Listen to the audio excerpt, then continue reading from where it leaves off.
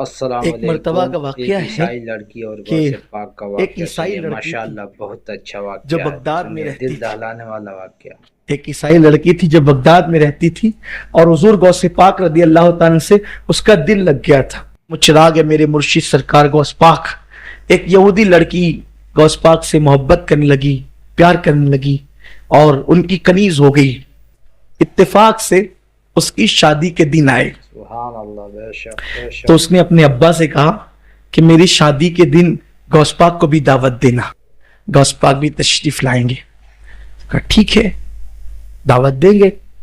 اب وہ تھے سب عیسائی۔ غوث پاک کو کہا کہ حضرت میری بیٹی آپ کی کنیز ہے، آپ سے محبت کرتی ہے، ہم عیسائی لوگ ہیں، لیکن آپ دعوت میں ہمارے آئیں گے؟ غوث پاک نے کہا کہ ٹھیک ہے، انشاءاللہ وقت پہ دیکھا جائے گا۔ پھر وہ بارات نکلی، بغداد آنا تھا بارات نے۔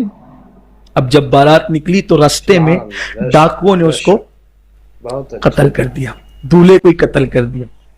تب بارات کی بجائے جنازہ آ گیا۔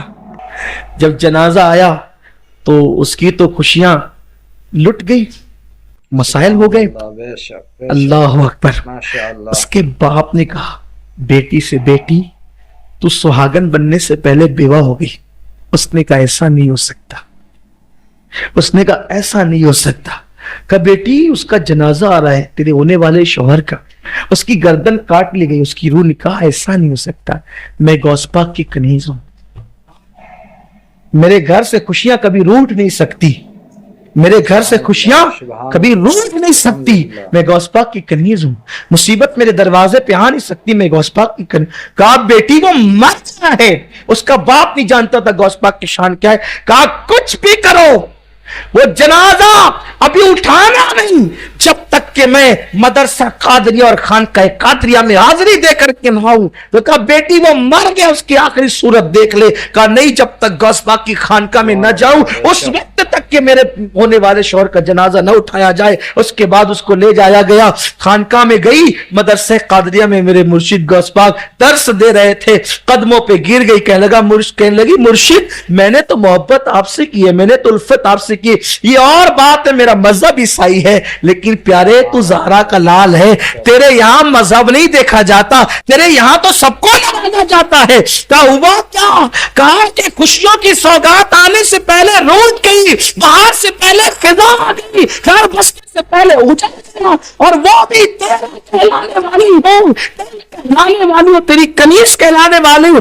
میرے مرشد غوث پاک کرم کی نظر فرمائے۔ غوث پاک نے کہا چلو۔ جب گئے تو دیکھا کہ گردن کٹی ہوئی ہے، دولہا پڑا ہوا ہے۔ میرے مرشد نے گردن جوڑی اور کہا کم بِإِذْنِ اللہ۔ بہت اچھا۔ دیکھا تو وہ زندہ ہو گیا۔ کہا جا پھر اپنا گھر بسا لے۔ وہ اس کا کیا گھر بسا، کئیوں کے دل کی دنیا بس گئی۔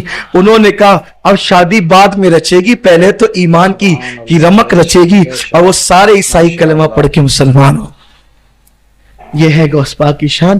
اس لیے غوث پاک کی محبت کا ماحول گھر میں پیدا کرو، بچے کو غوث پاک کا عاشق بناؤ، اپنے بچوں کو یہ واقعات سناؤ، اپنے بچوں کے ہاتھوں میں غوث پاک کا دامن پکڑاؤ، اپنے گھروں کے اندر بچوں کو سکھاؤ بیٹا گرتے وقت یا غوث المدد کہہ لیا کر، ہڈی نہیں ٹوٹے گی۔ ہاں یہ مذاق کی بات نہیں ہے، یقین پیدا کرو، یقین، انشاءاللہ تعالیٰ برکتیں نصیب ہوگی۔ اللہ تعالیٰ ہم سب کو توفیق عطا فرمائے اور غوث پاک کی نسبت سلامت رکھے۔ 11ویں کرنا،